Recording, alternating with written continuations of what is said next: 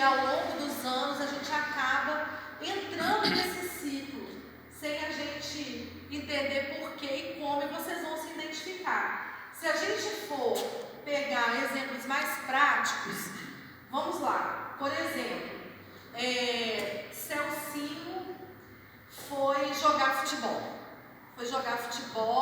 Poxa, a gente pensa assim, as mulheres, 2 horinhas de futebol tá bom. Passa 2 horas nada de chegar, 3 horas nada, 4 horas ele chega. A gente já tá enfesado, né? A gente fica chateada, fica emburrada. Aí a gente acaba virando monossilábica, né? Ele fala: oi amor, tudo bem? Bem. Ou então outras coisas que deixam a gente chateada, se não ligam os namorados, né? Quem é casal de namorado aqui? Namorado não liga. Passa o dia inteiro não liga. Você fica assim: poxa vida, nem me ligou. Nem para me dar um oi, um bom dia, uma boa tarde. Ah, deixa ele comigo. Pera aí que eu vou fazer. Vou dar um troco nele. Vou ficar 2 dias sem conversar com ele. E por aí vai. A gente poderia citar aqui muitos outros exemplos de ciclo de desamor.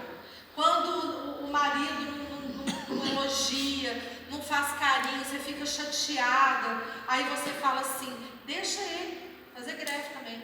Na hora que ele vier perto de mim, eu vou falar assim: hoje não tem. E por aí vai. São situações que vão acontecendo ao longo da nossa rotina pesada de relacionamento, e não importa se seja casais de namorado ou casais casados, a gente acaba entrando nesse ciclo. E ele vai acarretando vários danos no relacionamento que a gente nem percebe. Quando a gente vê, a gente já está lá afastado, porque causa um certo afastamento, né? E você vai perceber que na maioria das vezes são coisas simples, né? Como ela disse aqui, mais para o lado feminino, mas nós homens, por exemplo, você chega em casa e a casa não está arrumada do jeito que você queria. Aí você trabalhou o dia inteiro e fala assim: poxa, essa mulher ficou em casa o dia inteiro e não fez nada. Ela fez muitas outras coisas que a gente não conseguiu enxergar com o nosso olho masculino, mas a gente vai naquilo que não está legal. Ou então, nós também podemos sentar à mesa para comer e não ter uma comida do jeito que nós estávamos imaginando. A comida não está tão gostosa, não tem tanta variedade, e você se aborrece com aquilo, mas também não fala nada. Ah, quer saber? Quando um dia eu vou fazer a compra também, em vez de eu gastar 500, eu vou gastar 400. Eu compro, ela não faz. E a gente começa a gerar alguns sentimentozinhos de vingança. Eu tomo lá da cá. Ele não fez, eu também não faço. Ela fez, eu também faço. E nós vamos cada vez avançando um pouco mais dentro do ciclo do desamor. Alguém se identifica aí com esse ciclo? Alguém aqui teria coragem de falar sobre alguma situação que vocês percebem em relação ao ciclo do desamor? Alguém teria coragem? Ninguém? Pode falar. Olha o corajoso, gente. A mulher dessa história. Quando está empurrado. Vocês que são assim não, tá, irmãos? Vocês foram os únicos que tiveram coragem. Mas a maioria dos casais são mais ou menos assim. Em via de regra, o homem fica mais calado, a mulher fala mais. Lá em casa é diferente, lá em casa eu sou mais falante e ela é mais calada. Então, quando ela está brava, ela fica calada, eu fico puxando assunto e ela fica me cortando com uma palavra só. Não, sim, tá, não sei. E a gente vai percebendo que algo não está legal. Está tudo bem? Tudo bem.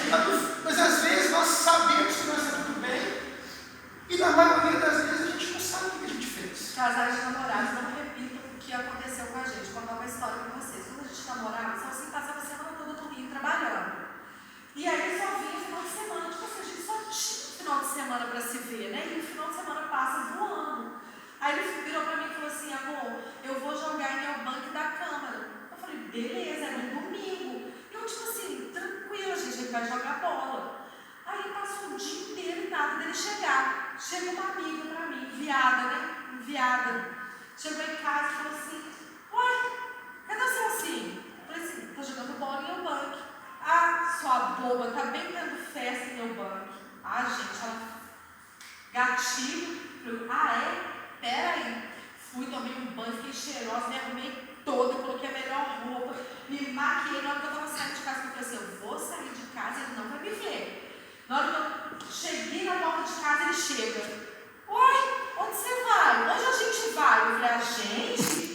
Eu vou sair, mas você vai não. Você tá maluca? Eu falei: eu? Você me largou um domingão em casa e agora que você está chegando, aí o caldo tornou, né, gente? Aí, graças a Deus, a gente conseguiu contornar. Mas são situações, a gente citou extremos e coisas pequenas. Mas eu posso falar que as coisas pequenas são piores do que as coisas grandes, porque as pequenas a gente vai deixando passar. É como se fosse, eu vou contar uma metáfora para vocês, que talvez vocês se identifiquem, uma metáfora da cadernetinha.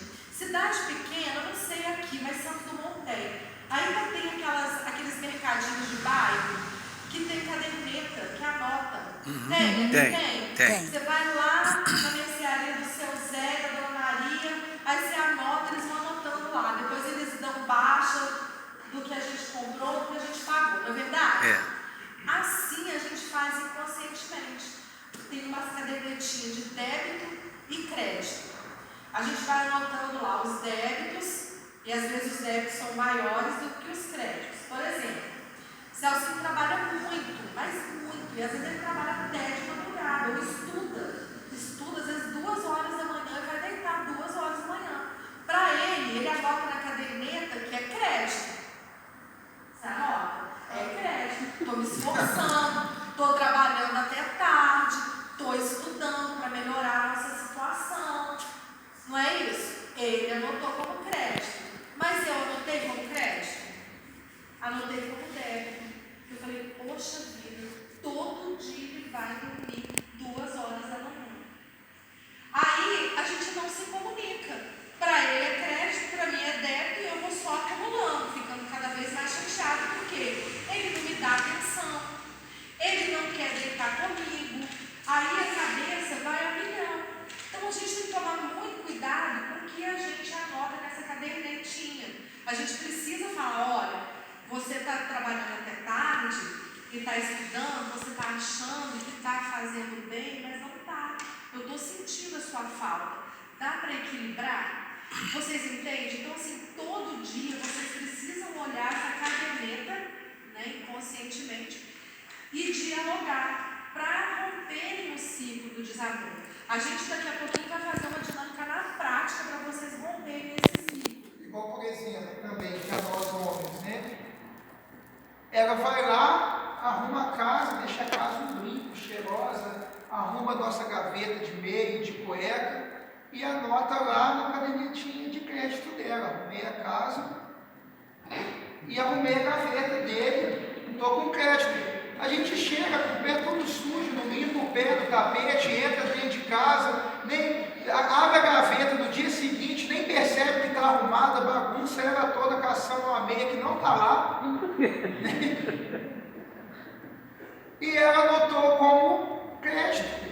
E eu nem anotei, porque para mim, né, para nós, né, faz mais que obrigação, não é assim que a gente pensa.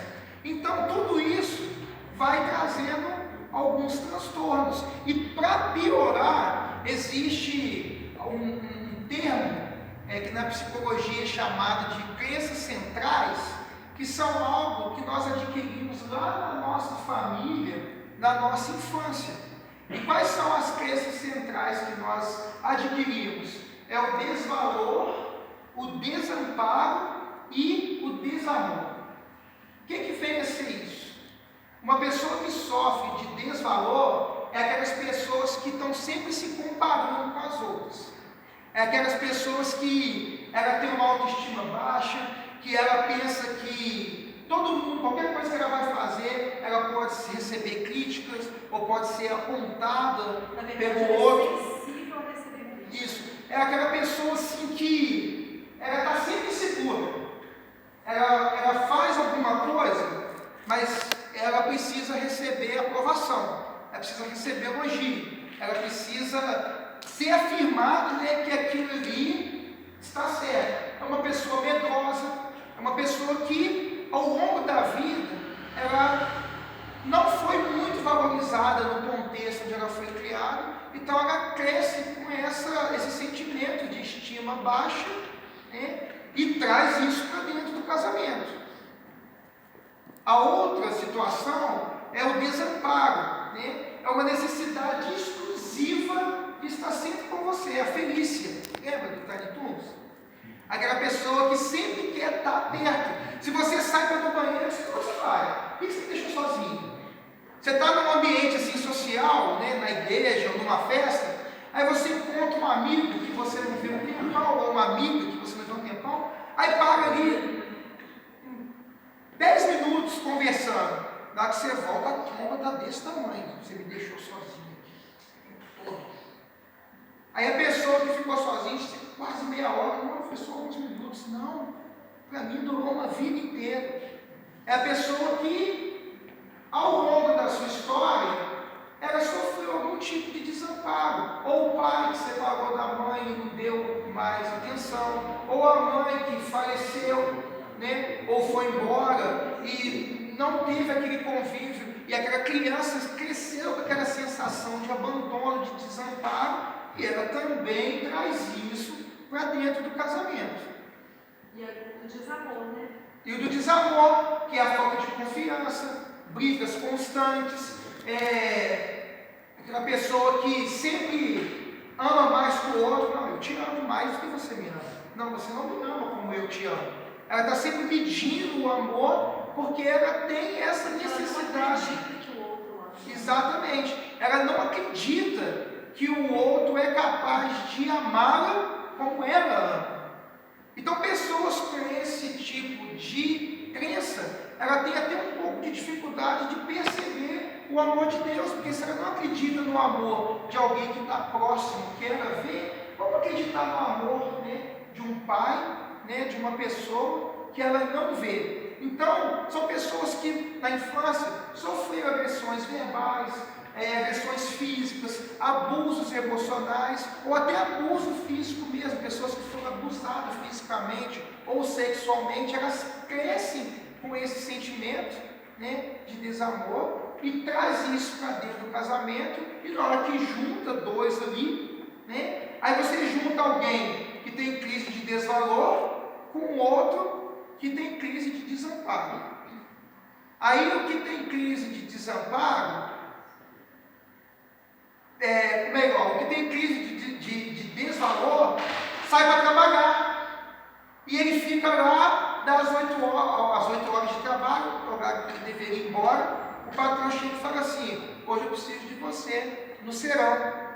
E ele fica mais 3 horas trabalhando. E a pessoa, né, vamos colocar que seja mulher que está em casa e sofre de desamparo, está lá 3 horas esperando o coitado que está trabalhando porque o patrão exigiu. Aí ele sofre de desvalor, não esquece disso não. Quando ele chega em casa, ele anotou na cadernetinha de crédito dele, de débito, que ele fez 3 horas extra, um dinheirinho a mais que vai entrar no fim do mês, ele está chegando em casa todo feliz. Quando ele abre a porta, está a mulher com uma tromba desse tamanho, que ela ficou 3 horas sozinha.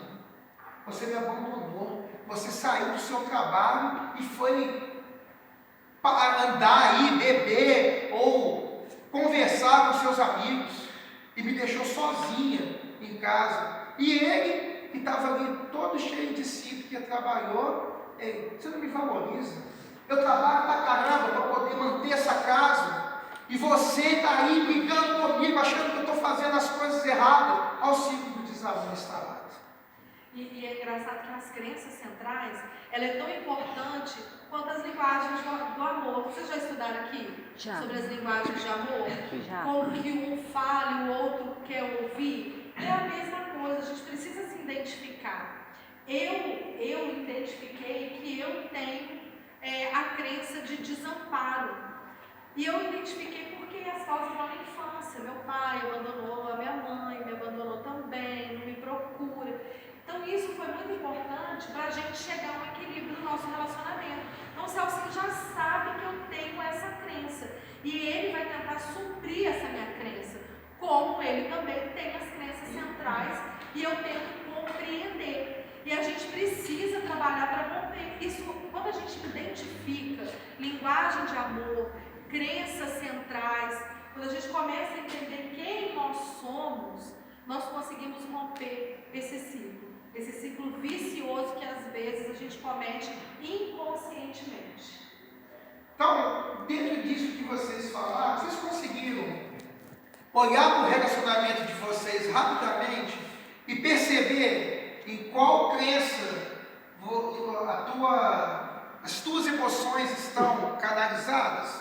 Se você está sofrendo com desamparo, com desvalor ou com desamor, e quais circunstâncias dentro da tua vida, seja conjugal, vamos falar relacional, porque tem casais de namorados aqui também, quando você olha para a sua relação, o que tem feito com que você entre no ciclo de desamor, o que tem gerado conflito, que tipo de atrito vocês estão se esbarrando e na maioria das vezes não estão conseguindo se entender. Porque aí a gente toma uma postura, porque apesar de ter um conflito, estar no ciclo de desamor, existe amor.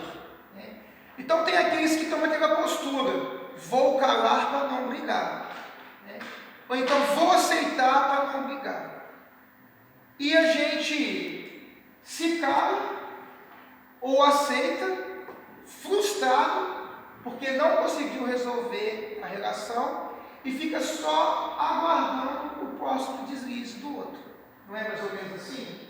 Então, aí na hora que o outro desliza, você vai e traz toda aquela revolta, toda aquela frustração, todo aquele sentimento, todo aquele histórico, todos os débitos que estão anotados na sua cadernetinha, joga no peito do outro na hora da próxima discussão.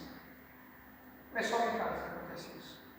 Não, é todo mundo, né? Então nós precisamos aprender a romper, né, com esse ciclo, e a gente vai agora fazer isso de forma